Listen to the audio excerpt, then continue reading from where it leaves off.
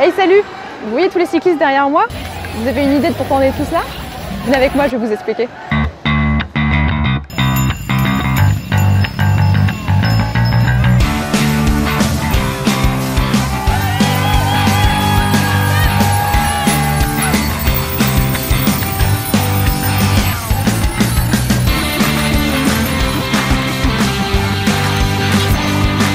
En fait, aujourd'hui on est là pour le passage des cyclistes du Tour Alternativa à Toulouse. Alors c'est quoi le Tour Alternativa? C'est 5800 km pour le climat à vélo de Paris à Bayonne. Et de ville en territoire, en fait, l'idée c'est de promouvoir toutes les alternatives locales au dérèglement climatique. Et à chaque fois on propose aussi des formations à la désobéissance civile. Mais je sens que Paul veut vous en parler un petit peu plus. C'est un projet de tour cycliste à l'image un peu du Tour de France, mais en même temps très différent puisque c'est un tour des alternatives. C'est donc 12 cyclistes qui vont sillonner la France et les pays limitrophes en 200 étapes. C'est donc l'occasion de faire un village des alternatives comme celui dans lequel on est actuellement, de faire des conférences, des débats, plusieurs événements pour conscientiser de plus en plus le grand public. En fait, le village des alternatives de Ramonville, c'était pas le premier village qu'on organisait à Toulouse.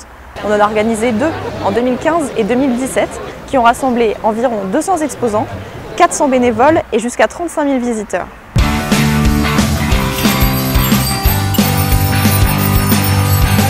Alors, on organise aussi pendant cette semaine des conférences scientifiques qui ont permis aux chercheurs d'exposer leur travail au public et au public d'exprimer leurs préoccupations et leurs inquiétudes aux scientifiques. On va laisser Jean-Michel Hupp et Frédéric Durand nous raconter un petit peu plus là-dessus. On appelait un festival scientifique Alternativa parce qu'en fait, il y a beaucoup de scientifiques à Toulouse qui travaillent sur le réchauffement climatique, mais aussi sur l'extinction des espèces, sur l'ensemble des bouleversements écologiques, les pollutions, etc. Donc qui ont beaucoup de choses à dire qui sont importantes pour Alternativa et puis pour toute la société. Et donc moi j'ai vu une très belle convergence dans le travail de tous ces chercheurs et le message que cherche à faire passer Alternativa d'éveil des consciences sur la gravité sans précédent des bouleversements qui ont lieu actuellement et sur la réflexion de comment on fait face à ça, comment on agit, comment on trouve des solutions qui sont celles proposées par Alternativa. Un réchauffement de 4 à 5 degrés, c'est l'inverse d'une ère glaciaire. Donc par rapport à ce que la plupart des gens pensent en disant bon oui, s'il fait 2 ou 3 degrés de plus ou même 4 degrés de plus, ben, on va s'adapter, le printemps sera plus précoce ou on aura des plus beaux automnes ou des hivers moins froids.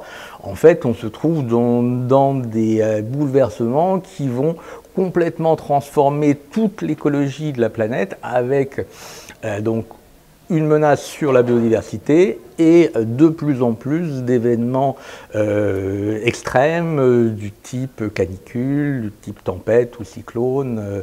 Globalement, l'impact à la fois matériel et économique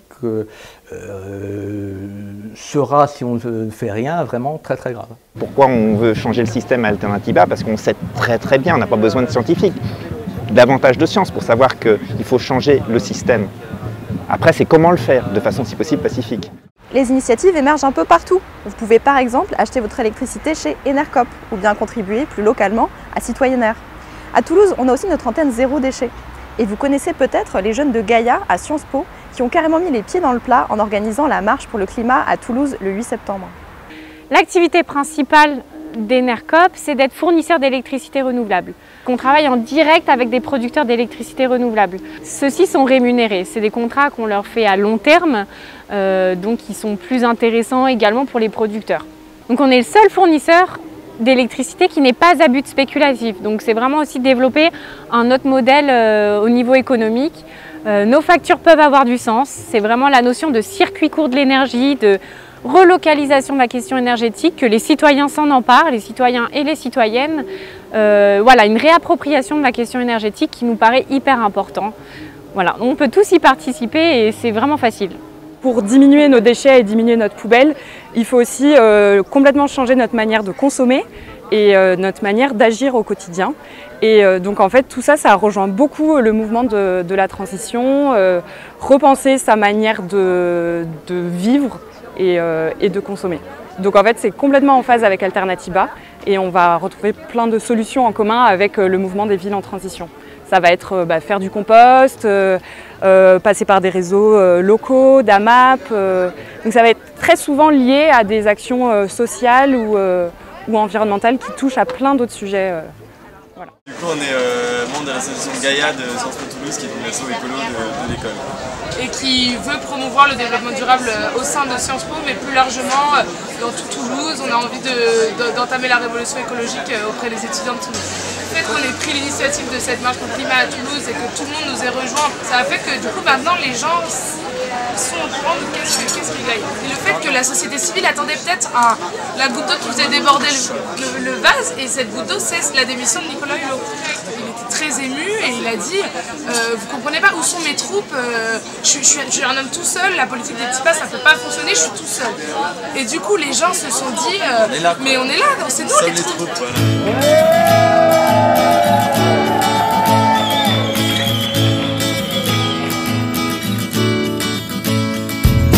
Après ce grand rassemblement citoyen, les Toulousains attendent beaucoup de la table ronde sur le plan climat de Toulouse.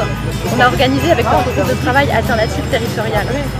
Quelques climactivistes vont vous raconter un petit peu plus sur les tenants et les aboutissants de cette rencontre. C'est un groupe de travail qui a pour ambition de développer la lutte contre le changement climatique à un niveau local et concernant des problématiques locales. Ça se base sur le plan climat, air, énergie territorial qui est imposé par le gouvernement au territoire, mais dont le contenu est laissé à la discrétion des territoires. Alternative Territoriale a pour ambition d'avoir un droit de regard et éventuellement d'apporter sa contribution à ce plan climat.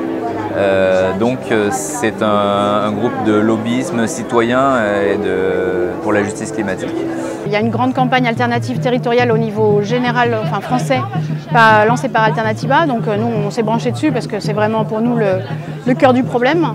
Et puis on est aussi dans tout ce qui est bien sûr organisation d'événements comme les villages des alternatives.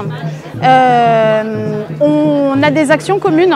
Tout à l'heure, je vais faire une conférence où on va mettre en parallèle les actions de la métropole avec les actions des associations. Et donc on va montrer comment ces choses-là, au lieu de se combattre, elles devraient s'énergiser et faire en sorte qu'on fasse caisse de résonance pour que le maximum de gens réellement changent de mode de vie. Et puis on a également une grande action à l'arrivée du Tour, qui est donc le Tour. Alternatiba arrive le 27 septembre sur Toulouse. Et du coup, on va faire une grande vélo-parade où on attend des milliers de cyclistes pour montrer que les citoyens toulousains, pour eux, c'est important le climat.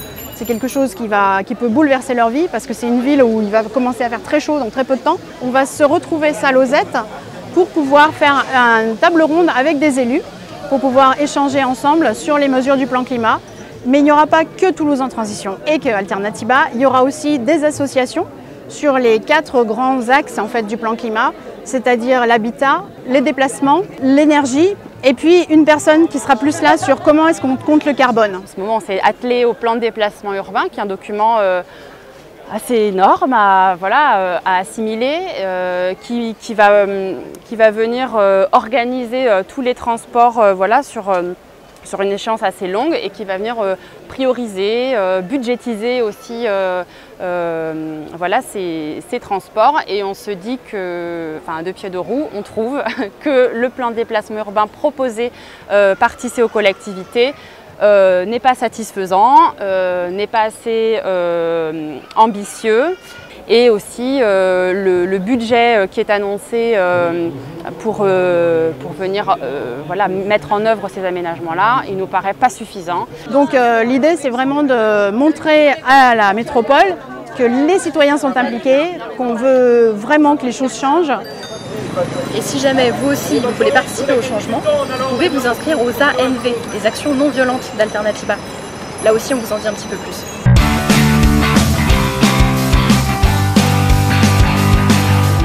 ANV COP21, un nom un peu barbare pour dire Action non violente, qui a été créé à l'occasion de la COP21.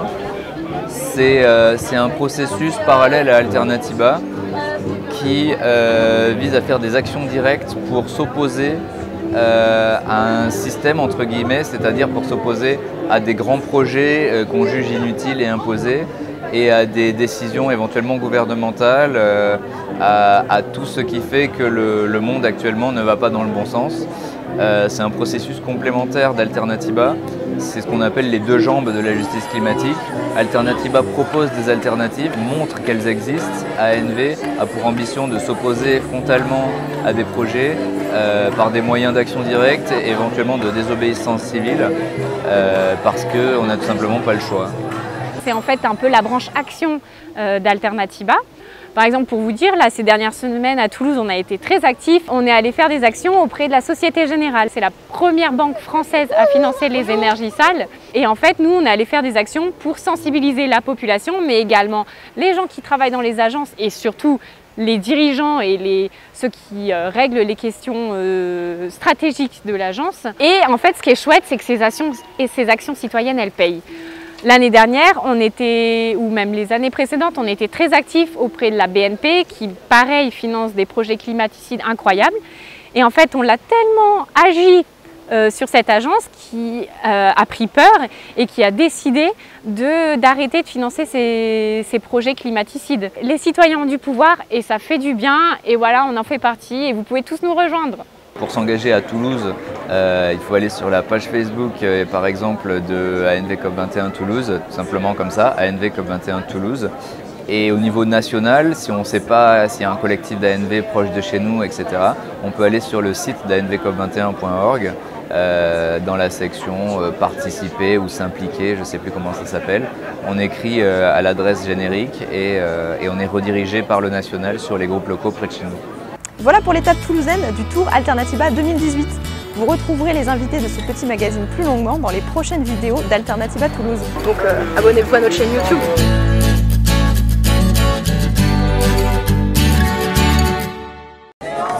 En urgence,